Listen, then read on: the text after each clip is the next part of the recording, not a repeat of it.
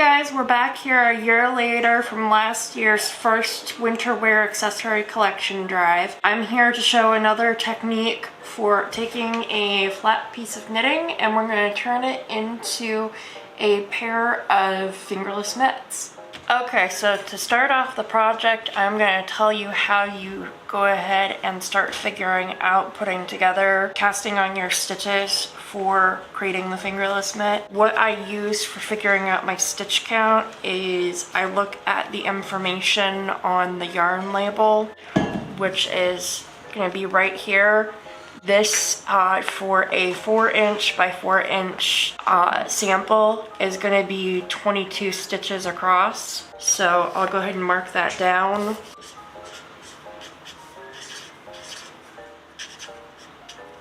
And in my experience of figuring out how wide I want the piece for making the fingerless mitt, I usually have gone about 8 inches. So with the 8 inches for doing that, I also add in another inch or 2 for just a little bit more margin of error and just seam allowance.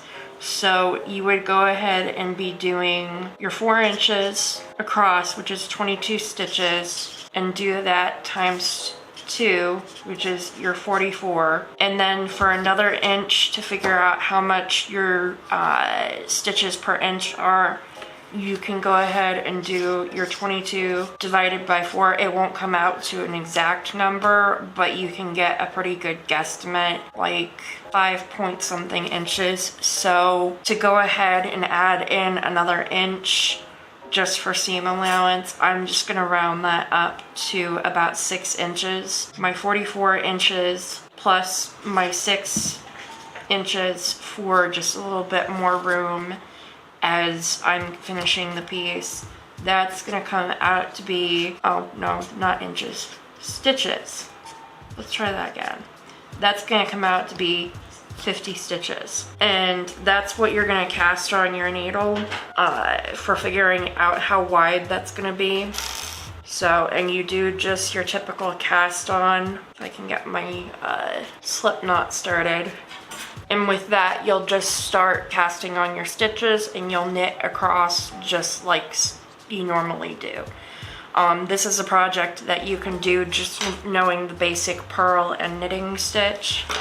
As I go, I will have my piece next to my hand, and I use the length of that just to kind of gauge how long I want it. You can go as short or as, well, I wouldn't say as long, but you can go as short as like going from where the fingers are to about the wrist. I made this one a little bit longer. With it, I've got just all the nice, I've got all my ends woven in, so we can go ahead and switch over to starting to piece this together as a 1/2 of the fingerless mitts. So for doing this, take that off there, and for assembling this into one of the fingerless mitts, you are going to want a yarn needle. You can get the metal ones or the plastic ones over at the like Walmart. They're a couple bucks. On to putting together our fingerless mitt. What I'm doing first is I'm going to be going ahead and putting together where I want the thumb hole to be, and just using the yarn and the needle, kind of tying the seams together as kind of almost like a way of using pins for sewing, like you pin the fabric with. So when you're doing this, you don't want the outside, like the nice pretty side of your knitting, to be where you're going to sew. You're going to put the wrong edges together to go ahead and start. So I'm gonna go ahead for just doing like pinning like I would fabric. I just take some of the yarn and I go through and I tie it at different strategic points. So I've got that there. And I'm gonna go ahead and slip that just on my hand, and then pulling the sides together. It's just kind of figuring out where I want the edges to come together for right below my thumb, where the thumb hole is gonna be. So I've got that kind of estimated right about there. And while I grab some yarn to thread through that, I'm just gonna mark that with my needle, kind of like you pin fabric, just like right there. And I'm gonna go ahead and cut a little bit more yarn for doing that. So now I'm gonna go ahead and mark where the thumb hole is gonna kind of be at by taking a piece of the yarn through there. And again, just tying it like I did the top part. And then we'll pull that out and then go ahead and do some tying of some yarn like right at the base right there.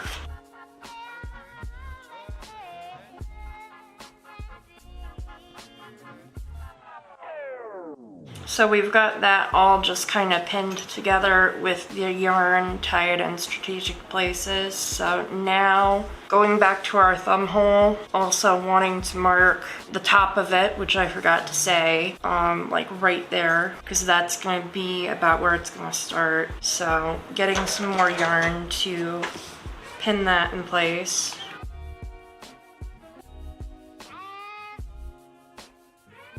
So now we can start planning on, we're gonna sew up the seams. So I'm pulling a pretty generous length of yarn for doing that. There's a little bit extra, that's okay. And we will go ahead and thread our yarn onto the needle. And you can start from either side, it doesn't matter which. So I'll go ahead and start down here. And then we'll pull that through. And then for specifically anchoring, when I do that, I'm just gonna go ahead and tie that with a double knot. We may need to shorten our length of yarn. No, we just need to pull it through. There we go.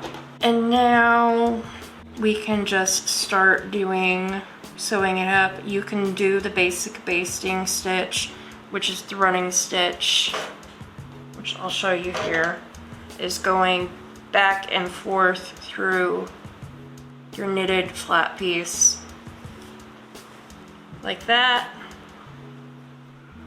Or you can go ahead and do the whip stitch, which is just pulling it around like that, and then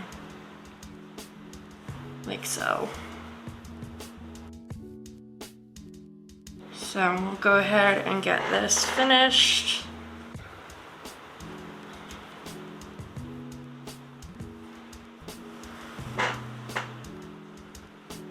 For this length of the seam,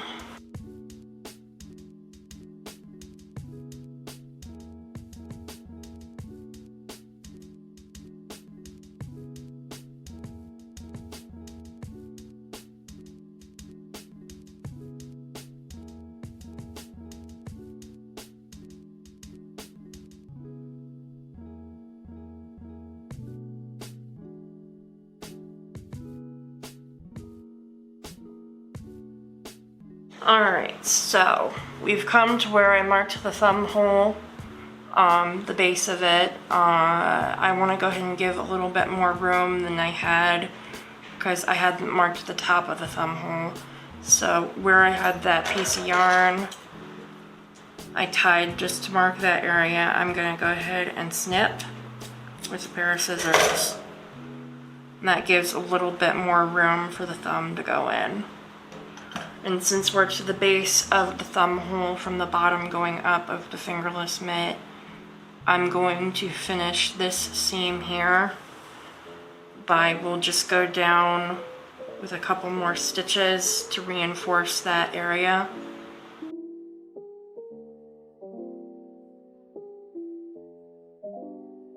And then for finishing off that part of the seam, you'll go ahead and take your needle through some other stitches, pull it through, and then go into your loop here to go ahead and create a knot. I go ahead and reinforce that at least 1 or 2 more times to make sure it's secure.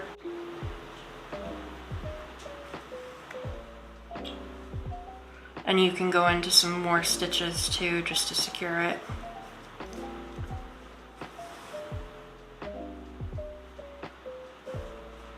And then that part of the seam is done. Go ahead and snip that. We can come down here to where we had our other stuff tied. It can stay like it is, or you can just go ahead and snip some of the ends, and it will not be noticeable because we'll be turning this inside out when we're done. So that should be enough of a length for doing the rest of our seaming. If you need to cut a little more, that is completely fine. And now we're going to what is the top right here of the mitt. It's the top of the thumb hole, and I'm gonna pull the yarn through, and then for anchoring it, again, I'm just gonna go ahead and tie it. Go ahead and do a double knot. And then I'm just gonna do the whip stitch to finish this up, just because it's a little bit quicker.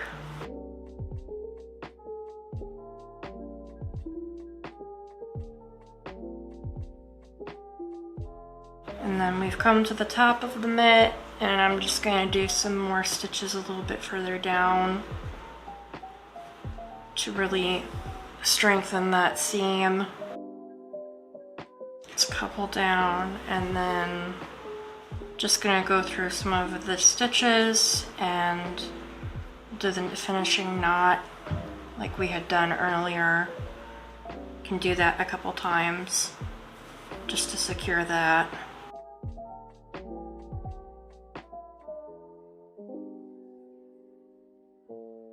Okay, and then we can just trim that, and then the rest of it can also just be cut your extra yarn, and it's okay if it looks a little weird because we're going to turn this inside out. So that's with all of the stitching done. We've got our open thumb hole. Now we're going to turn it inside out. After I trim up that little last bit of tail of yarn. And then I will go ahead and try it on to model to you what this looks like. And that's just a nice fingerless mitt you can make, not too complicated. You can churn these out pretty fast, and they are very warm. So that's the end of it.